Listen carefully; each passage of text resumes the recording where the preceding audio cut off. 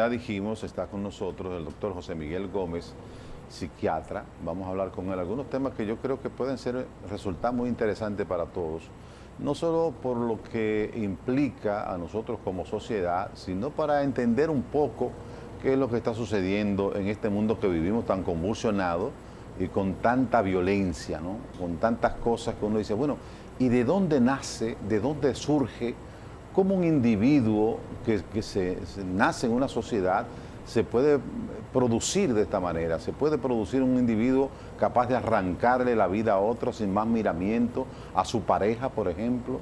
¿Qué es lo que sucede en ese ser humano que a veces inclusive dentro de una misma familia encontramos que hay una persona que es totalmente mansa, por decirlo en buen dominicano, sin embargo hay otro que es violento por naturaleza?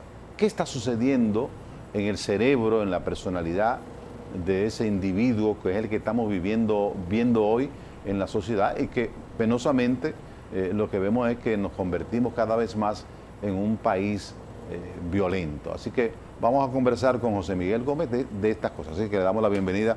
Gracias, doctor, por aceptar nuestra invitación. Gracias, tú sabes que este programa me gusta compartirlo. Claro, usted es parte de este programa, lo que pasa es que tenía unas vacaciones. Sí, bastante. Mira, esto es interesante lo que tú estás acabando de informar, porque los estudiosos de la conducta, los psiquiatras, los psicólogos, los antropólogos, sí, los sociólogos, los economistas, están hablando mucho de la proliferación de un hombre sin identidad, de un hombre nuevo, un hombre desvinculado, sin responsabilidad social, de un hombre desarraigado en términos de los valores colectivos, de una posición relativista, lo que le llaman el relativismo ético, la cultura de la prisa, el neofilismo social, el ser humano que se ha vuelto más narcisista, más egocentrista, y un ser humano que tiene un nuevo concepto en su sistema de creencia, en su sistema de debería, donde funciona pensando no con un cerebro sistémico de que yo debo de vivir para servir, para yo el conocimiento, las habilidades y las destrezas sociales, ponerla al servicio del bien común, sino que la nueva economía social, la posmodernidad, la globalización, las nuevas tecnologías, las redes, el vivir por lo tangible ha producido un nuevo ser humano que Simon Bradman, en la nueva teoría del miedo líquido, de la sociedad líquida, del hombre light, que hablaba Enrique Rojas, de este hombre que vive en la desmoralización sin esperanza, que hablaba Sullivan en Latinoamérica, del individuo que no tiene responsabilidad social con el prójimo. La falta de altruismo, la falta de empatía, la falta de compasión, la falta de solidaridad. Ese ser humano tiene su ser, su nacimiento, su origen en esta nueva dinámica social, porque le hemos dejado la construcción de la identidad al mercado, al consumo, al confort, a la vanidad, pero al mismo tiempo se ha dado en Latinoamérica que la exclusión social ha crecido, que la inequidad social ha crecido, que la falta de cohesión social, que la distribución de la riqueza es cada vez mucho más desigual, la brecha. Entonces, esa generación Nini, que ni estudia ni trabaja, ni tiene acceso al desarrollo social, que se ha presentado en todos los países latinoamericanos, eso ha entrado y ha aumentado las variables psicosociales de violencia social, sicariato, bandolerismo, pandillismo, corrupción, prostitución, mercado de droga, mercado ilícito de armas, consumo de droga, alcoholismo, embarazo en adolescentes, abandono de la escuela, deambulación sin propósito, falta de proyecto de vida, desesperanza aprendida. Entonces, todos los estudiosos de la conducta social que hemos buscado explicación a eso, le decimos con mucho dolor a los gobernantes latinoamericanos, nuestro país, como está México, vamos a ser cada día más vulnerables a la violencia. Vamos a ser sociedades más riesgosas, vamos a ser sociedades con indicadores altos de vulnerabilidad en salud mental, y ya lo estamos viendo. ¿Qué resultado tú tienes de eso? Ha aumentado el suicidio, Henry, sí, en nuestros países latinoamericanos. Alarmante eso. Ha aumentado el embarazo en adolescentes, han aumentado las enfermedades de transmisión sexual, han aumentado los homicidios Y los feminicidios. y los feminicidios y los sicariatos. ¿Y tú sabes quiénes son de esos 5 indicadores? Las víctimas y los victimarios están entre 18 y 25 años. Entonces estamos hablando que los jóvenes que están en edad productiva, fíjate que la primera causa de muerte en la mujer en edad productiva aquí no es el cáncer, es la violencia, Sí. es la cultura machista de feminicidio. Van 68 mujeres en lo que va de año y estamos en el mes de octubre. Esa es la realidad. Entonces, ese panorama que usted acaba de describir es aterrador, ¿no? Es un panorama que uno dice, bueno, pero de alguna manera siempre hemos estado vinculados a la violencia. La sociedad dominicana, inclusive la violencia, es un episodio que en un momento determinado tiene que ver con preservar la vida, para tú en un momento determinado poderte defender. Pero lo que estamos viendo ahora es un asunto que se está colmando lo que son hasta las propias expectativas que podrían sucederse. La cantidad de feminicidios cada vez es alarmante a pesar de las políticas, de los programas y de todo esto que se ha querido implementar. Pero, ¿cuáles son los elementos? Usted ha mencionado algunos, pero hay algunos otros elementos que desde la niñez, por ejemplo, puede ir formando a ese joven que dentro de 16, 17, 18 años va a tener esos episodios violentos. ¿Cuáles son los elementos que circundan a esa personita que mañana va a ser esa explosión de violencia? El primer indicador es el fracaso en una educación integral. Lo único que modifica el cerebro humano, lo único que desmonta el sistema de creencia es educación. Si tú quieres... Educación empezando por la familia. Educación. En las escuelas, en la familia. Los países que han logrado alcanzar diferencias cerebrales, habilidades sociales, relaciones socializantes, de cultura de paz, del trátame bien, de derechos ciudadanos como Finlandia, Noruega, Suecia, Dinamarca, no es porque son ricos. Han invertido, de este lado Uruguay, ¿verdad? Para no decir que todo es país escandinavo, latinoamericano, Uruguay. Invierten el 8, el 7 y hasta el 9 en el Producto Interno Bruto en educación. Cuando tú tienes un niño que aprende una educación integral y tiene educación sexual en valores y tiene educación sexual en tratar bien al otro niño, que él entienda que tú no puedes tomar la lactó ajena con golpes. Tú tienes que pedir permiso. Tú no puedes hablarle al otro señalándolo o en voz alta. Tú no puedes golpear la mesa. Tú no puedes estrellar la puerta porque esos indicadores de esa edad de violencia, tú educas a un niño así en una casa a decir favor, a pedir permiso. A esos niños los sacan de la escuela temprano para enseñarlo a cruzar el semáforo, a respetar las leyes de tránsito, responsabilidad ciudadana. ¿Por qué un ciudadano no puede tirar un papel? Un ciudadano no puede orinarse en un póster eléctrico.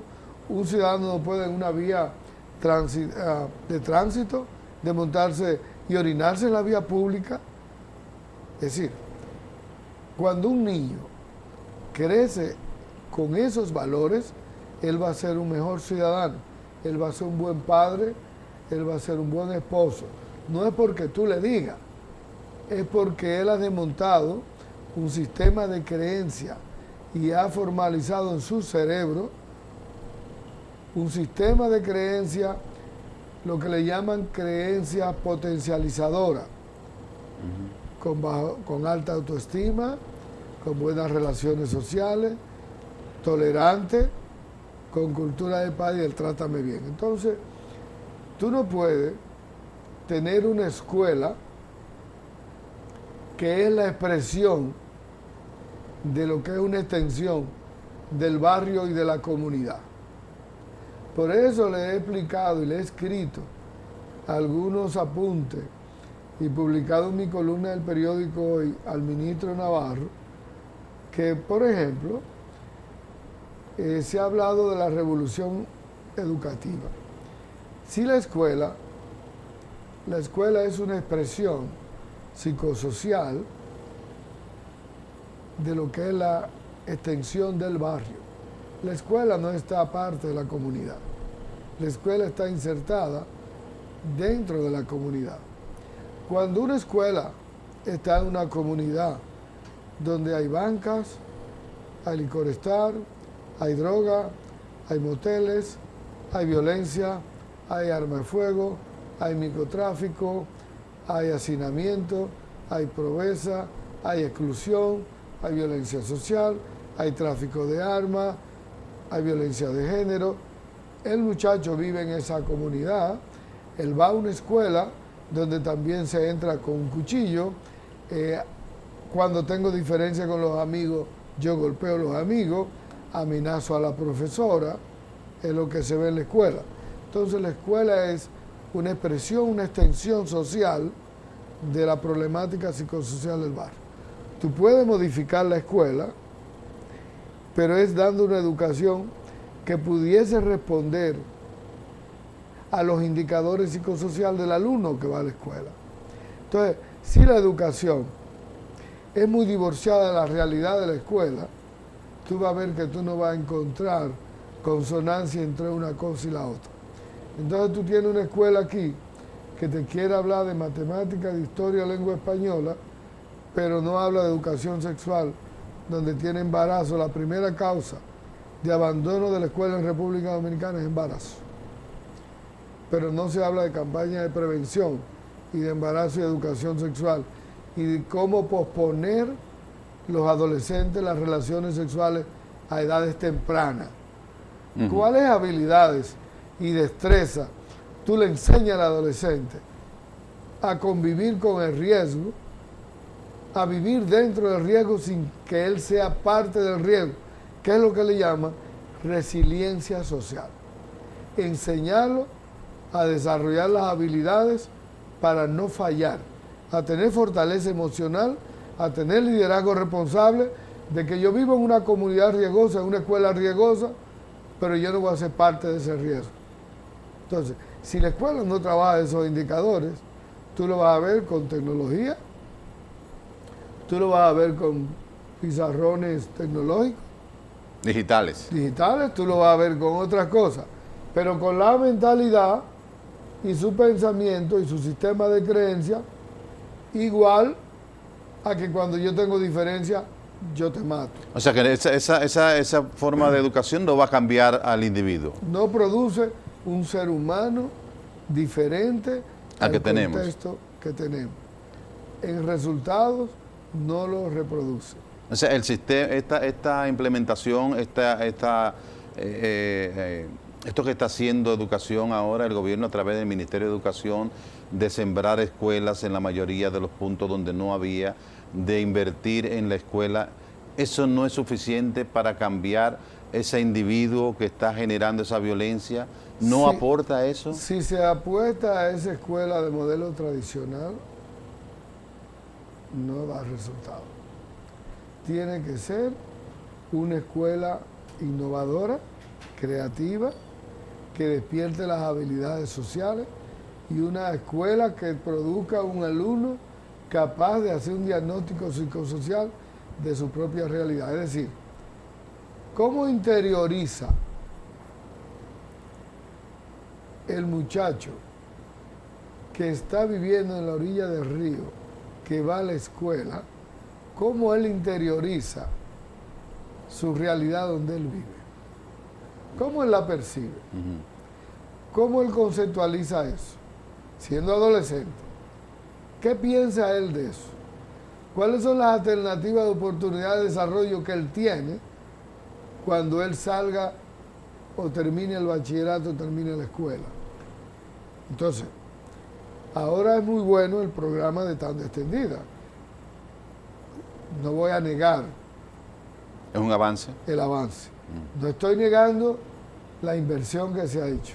No estoy negando... Pero es una inversión que tiene que ser a largo plazo, porque tampoco puede ser a corto plazo. Lo que pasa es que el programa de educación en tanda extendida en muchas escuelas ha empezado, es un 7% apenas, pero la mayoría de las escuelas todavía cuando tienen tanda extendida, la mayoría tienen muchachos que después de la una están ociosos y no han podido articularlos, la escuela, a los programas de arte, de música, de tecnología, de salud mental, de terapia ocupacional, de liderazgo, de trabajar el modelo de la otra escuela.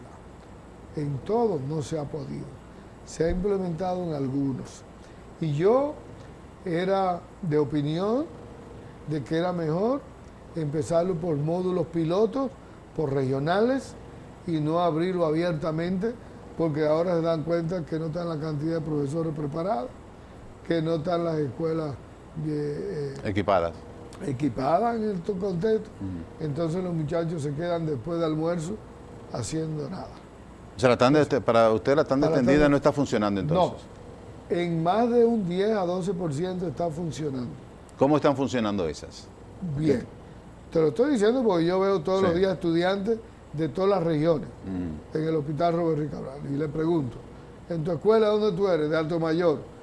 ¿Tiene tanda extendida? Sí.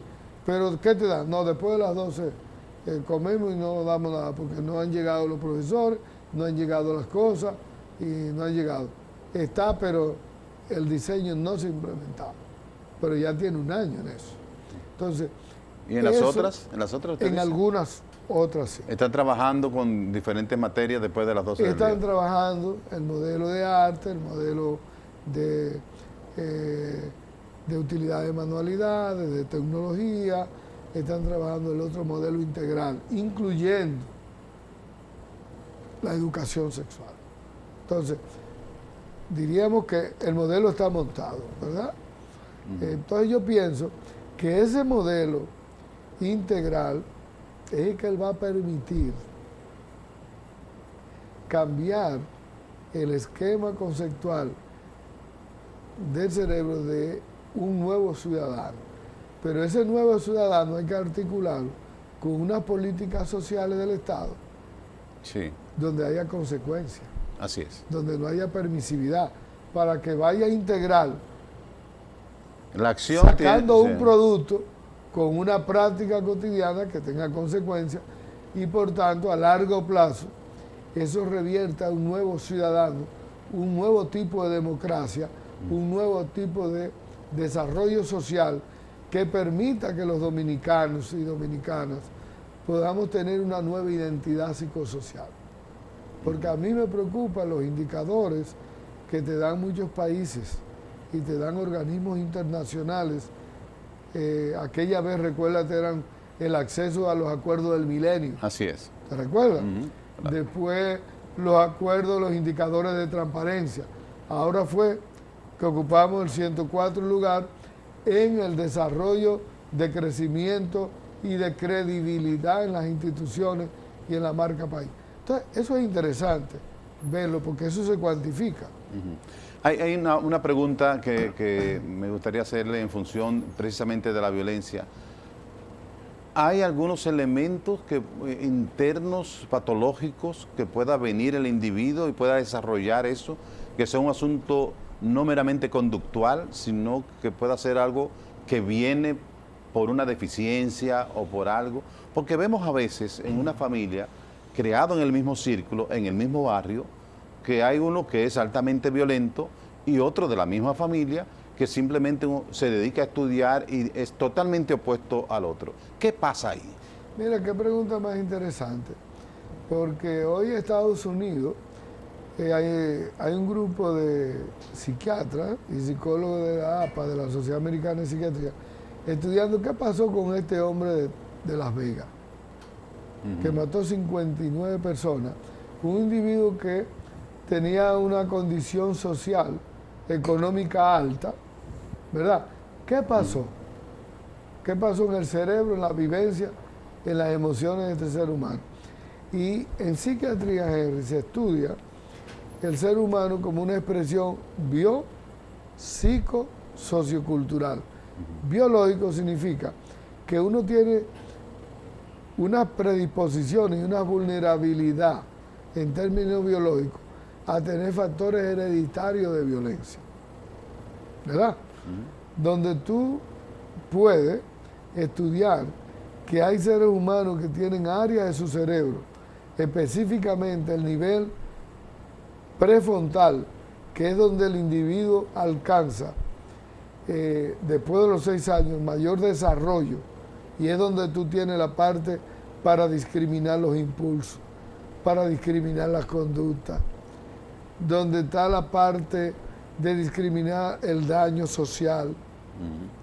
Esa parte prefrontal es la que más alterada tienen en todos los estudios con tomografía con expositrón y estudios de conducta.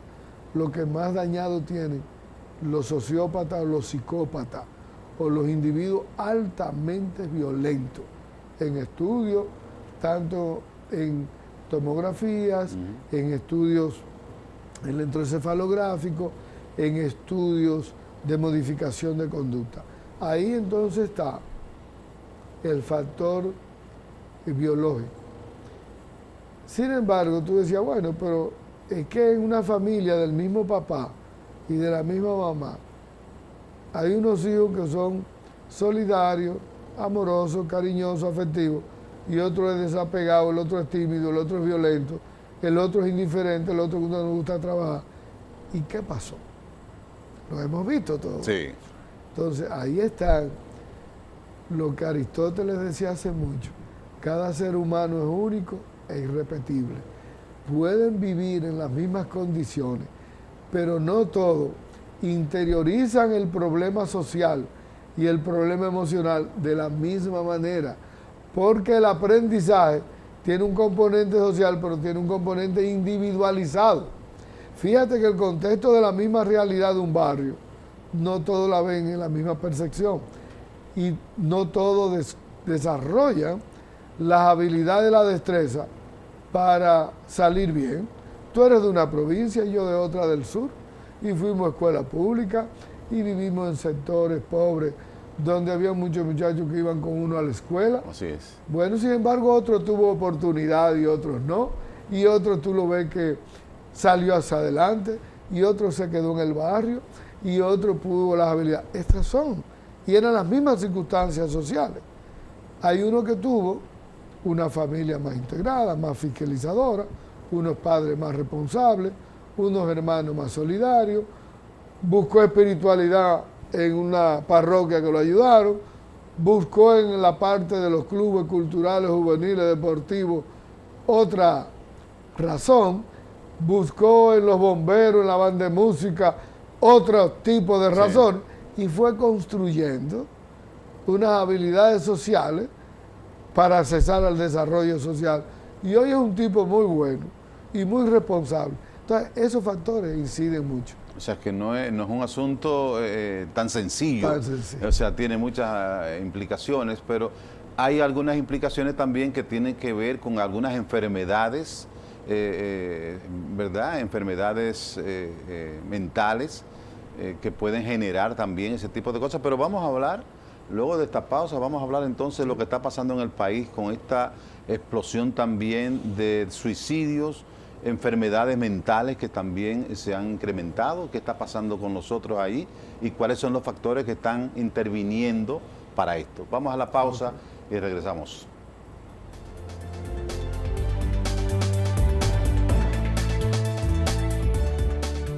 Mire, doctor, la verdad que yo no quisiera como describir ese panorama como tan difícil, ¿no?, que tenemos como sociedad en estos momentos, de todas esas cosas que son reales, de las que usted está mencionando, y que a veces uno quiere como sustraerse a eso, pero eso está ahí.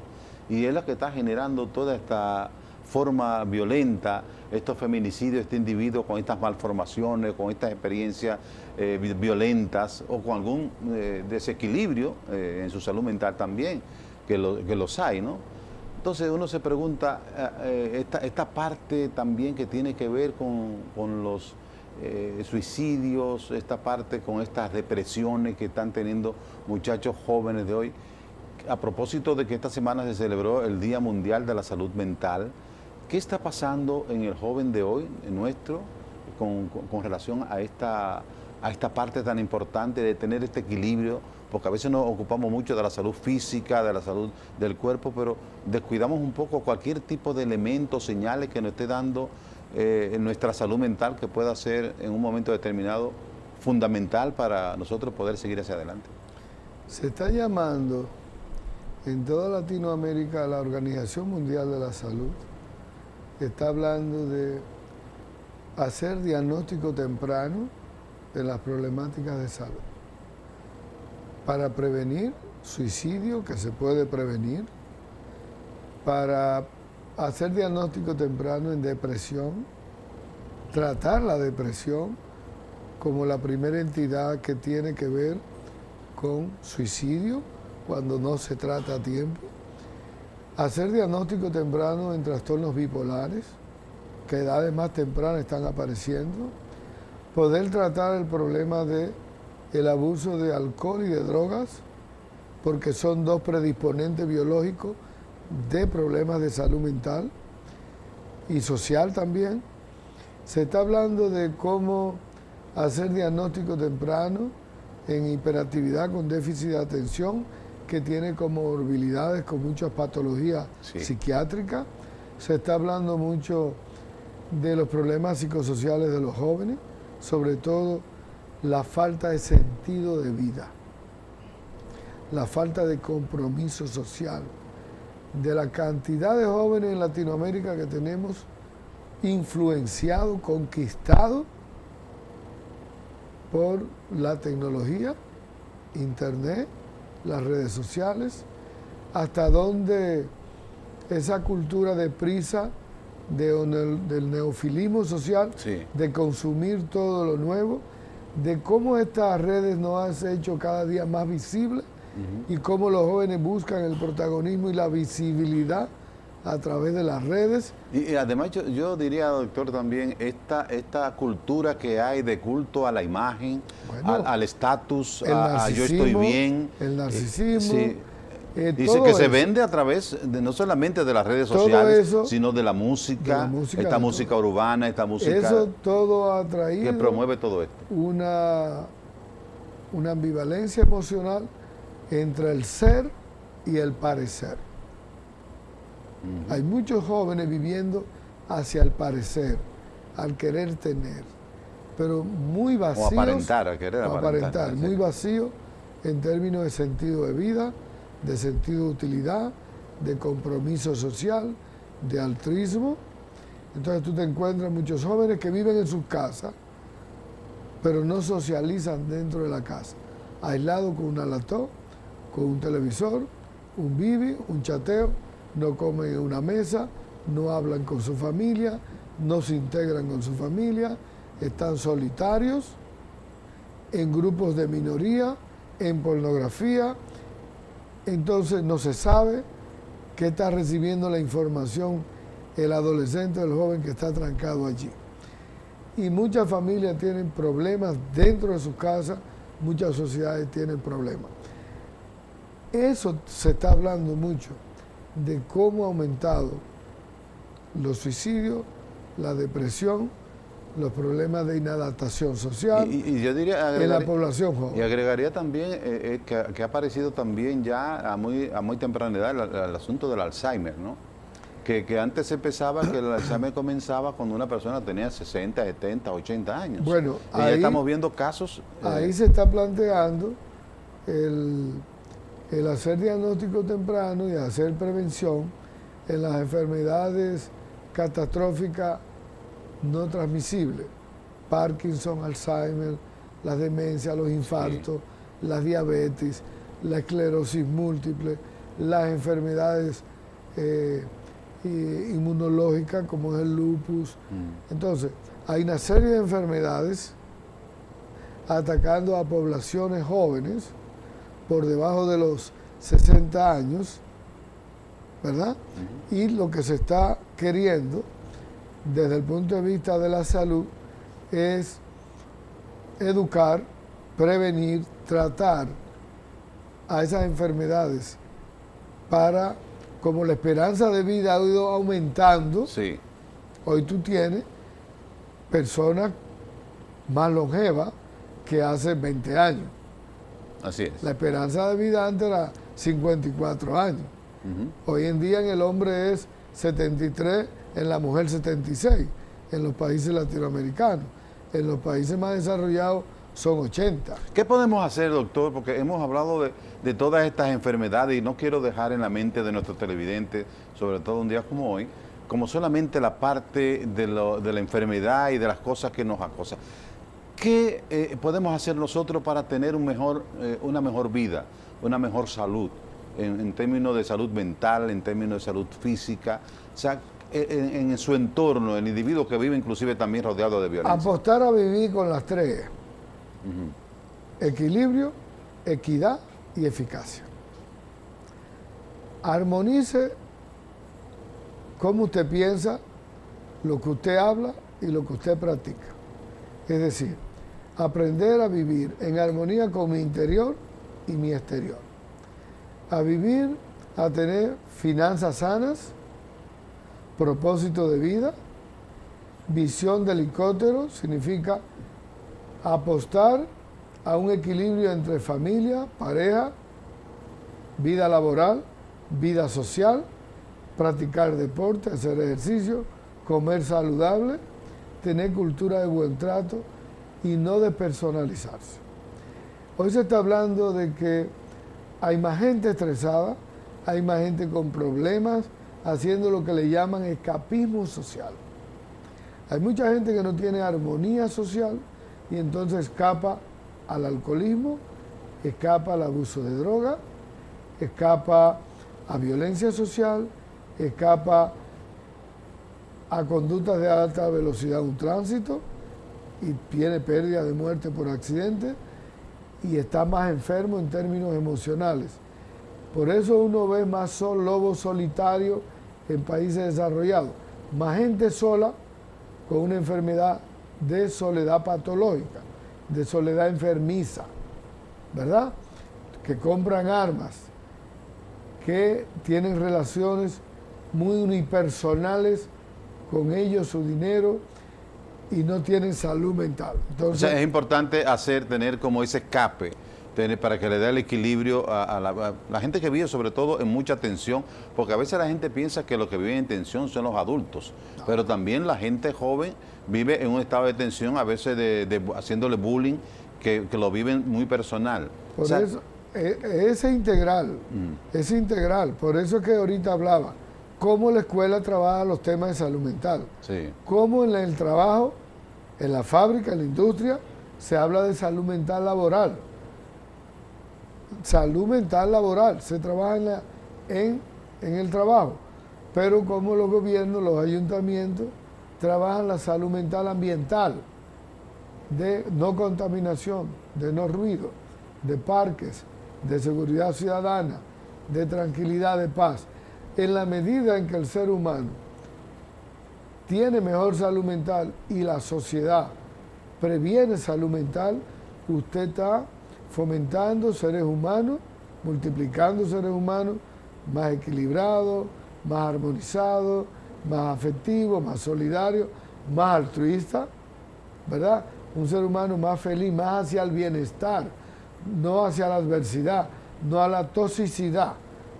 Y ahí es que estamos... Es decir, que todavía, aunque tenemos todo esto, siempre hay una esperanza de tener un mejor nivel de vida, de concluir esta parte que estamos viviendo. A veces la gente se va a una depresión por razones a veces creídas solo por ellos. ¿Qué recomendación usted le puede dar a ese grupo de jóvenes y no tan jóvenes que pueden estar viviendo quizá un momento difícil y cree que el mundo se le viene encima? Yo pienso que al final, como este es un programa positivo, un programa educativo, yo pienso que lo ideal es decirle a los jóvenes, usted tiene problemas, usted tiene un problema, imagínese el peor de los escenarios, usted tiene que aprender a buscar la ayuda, no se aísle. Aquí hay psicólogos y psiquiatras en todos los hospitales públicos, en las escuelas usted tiene una psicóloga, una orientadora, usted tiene el sacerdote, el pastor, usted tiene el papá, la mamá, un tío. Acérquese a alguien, hable con alguien, toque una puerta, busque la ayuda. Y si usted tiene problemas, sea de cualquier índole, dígale a su mamá, acepte que lo lleven ante el psiquiatra. No haga resistencia, no se oponga a un fármaco, no se oponga a que lo lleven a un psicólogo o un psiquiatra. Busque la ayuda, porque muchas de las cosas donde terminamos suicidándonos, la mayoría de esas cosas tenían solución y tienen solución. Acepte y busque la ayuda.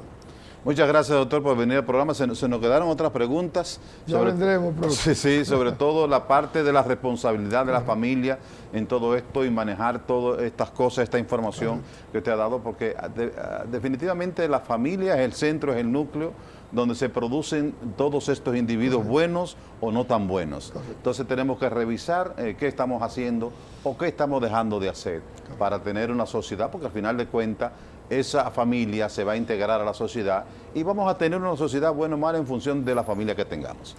Señores, gracias por acompañarnos. Estaremos de vuelta como siempre con ustedes en otro programa. Hasta entonces.